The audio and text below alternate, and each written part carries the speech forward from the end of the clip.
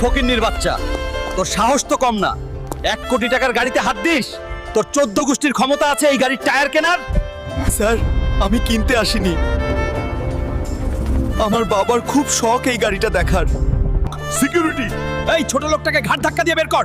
আর শোন, এর বাপকেও 2টো লাথি দিবি।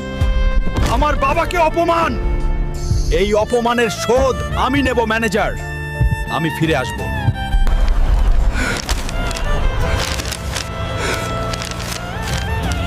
তুপুরি জঙ্গল থেকে যে নীলমণি আনতে পারবে তাকে 20 কোটি টাকা পুরস্কার দেওয়া হবে। 20 কোটি টাকা? এই টাকা দিয়ে আমি ওই শোরুমটাই কিনে নেব। কিন্তু ওই জঙ্গলে তো আজ পর্যন্ত কেউ ফিরে আসেনি। বাবার অপমানের প্রতিশোধ নিতে আমি জমের দুয়ারেও যেতে রাজি।